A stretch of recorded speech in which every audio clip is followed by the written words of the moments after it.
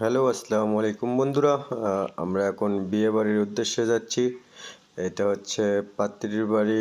Gate সাজানো হয়েছে, আমরা এখন ভিতরে প্রবেশ করব। ওখানে অনেক মেহমান আসছে, খাওয়া দাওয়া চলছে। এই যে মোর্শেদুল ইসলাম সাহেব, আমার সঙ্গে আছে হুমায়ুন কবির, ফেরদাউস, আরিফুল। আমরা সবাই মিলে এখন বিয়ে বাড়িতে রওনা হলাম। এখন বিয়ে বাড়ির মধ্যে প্রবেশ করব। যে এখানে দেখেন আমার নুরুল আলম চাচা আসতেছে পরিবেশন করার জন্য, আমাদের রিসিভ করার জন্য। যে এখন আত্মীয় স্বজনকে খানা পিনা করানো হচ্ছে। মোটামুটি 2-4 ব্যাচ খাওয়ানো হয়েছে, এখানে থাকে থাকে খাওয়ানো হয়। এগুলো এই যে ভাত সবজি সবাই খাচ্ছে দেখেন। পরিবেশনটা কীরকম হচ্ছে আমার ভিডিওর মাধ্যমে একটু তুলে ধরলাম, সবাই একটু দেখতে থাকেন। এখানে মহিলাদের জন্য আলাদাভাবে গেস্ট বসানো হয়েছে। এখানে পুরুষ যারা আছে পুরুষ এখানে বসেছে, খাওয়া দাওয়া চলছে। অনেক স্বাদ, অনেক হরেক রকমের খানাপিনা তৈরি করা হয়েছে আত্মীয় স্বজনদেরকে খাওয়ানোর জন্য। এটা হচ্ছে আমাদের ভাস্তি জামাই সাদ্দাম হোসেন, আমার সঙ্গে একটু সেলফি নিল। অনেক শখ ভিডিওতে আসার জন্য। আসলে এভাবে আপনারা উৎসাহ দিচ্ছেন আমাকে ভালো ভালো ভিডিও বানানোর জন্য, এই জন্য আন্তরিকভাবে আমি অনেক ধন্যবাদ জ্ঞাপন করছি আপনাদেরকেও। এগুলো হচ্ছে পোলাও রান্না করা হয়েছে, এগুলো ডিশের মধ্যে পোলা, যেগুলো হচ্ছে ঘাটি। দেখেন একটার পর একটা করে সাজিয়ে রাখা হয়েছে, ওখানে সবজি আছে, এখানে শশা কেটে রাখা হয়েছে।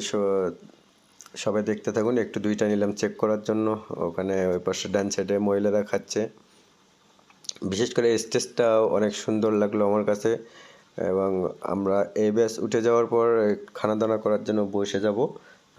এখানে সবাই খাচ্ছে, পেট চুক্তিতে খাওয়ানো হচ্ছে, পেট চুক্তিতে খাওয়ানো হচ্ছে।